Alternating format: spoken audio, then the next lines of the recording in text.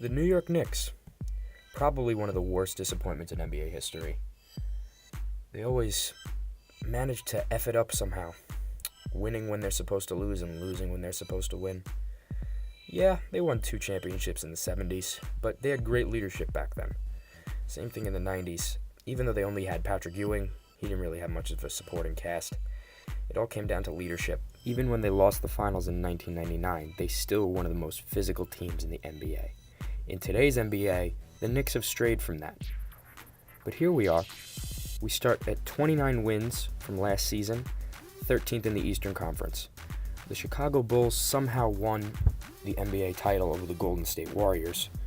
And the Milwaukee Bucks, believe it or not, ended the season with 58 wins and the first seed in the Eastern Conference, even though they lost.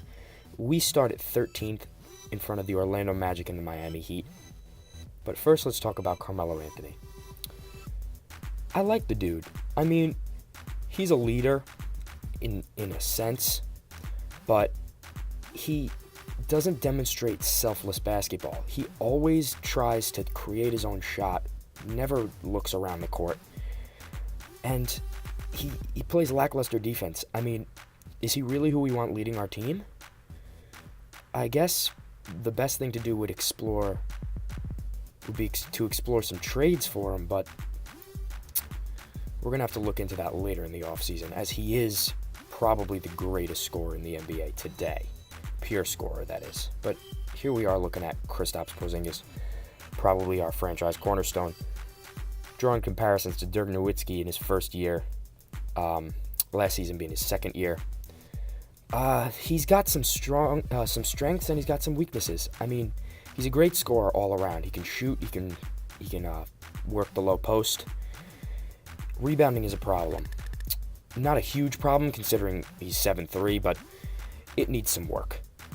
He's a great rim protector, though, and someone I'd really like to build a franchise around.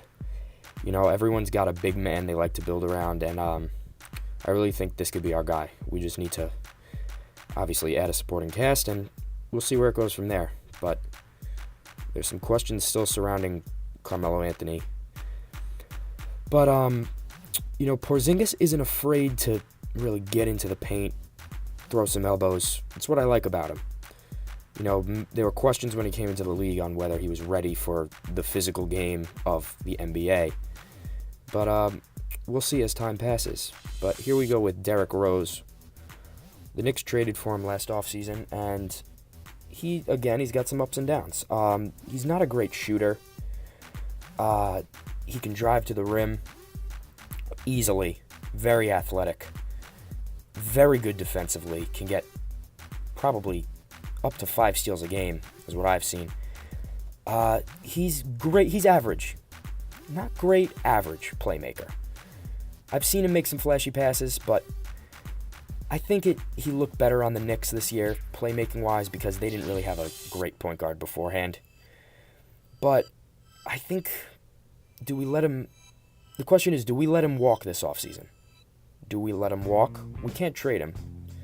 But, anyway, now we're on to Courtney Lee. Starting shooting guard. He's 31 years old, kind of a 3-and-D kind of player. I guess he provides leadership. He can shoot. He's got a great release. Not really someone I like to consider a primary offensive option, but here we go with Willie Hernan-Gomez, a nice young option at center.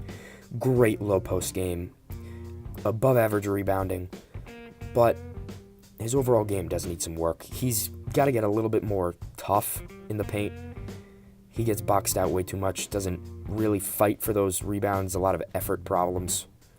But he's young. He's 21 years old, and right now we have the 4th pick in the draft. We're slotted to get the 4th pick in the draft, behind Boston, Miami, and Orlando. I guess 29 wins gets you a lot more in 2K than it does in real life, because the Knicks had 31 wins and they have the 8th pick. Do we draft a point guard? I know Derrick Rose, he is here. Carmelo is also here, so that's another question. Do we draft a small forward? I know this mock draft has us taking Jason Tatum, but whoever falls to us, if Lonzo Ball, Markelle Fultz, or Dennis Smith Jr. If any one of them fall to us, hopefully we'll look to take them. We need a guy who can make plays, but also score, who can cater to our franchise cornerstone, Porzingis. But I don't know. I mean, can Tatum really be a guy we can run an offense through? He really needs the ball in his hands 75% of the time to be able to score. But that's for next time.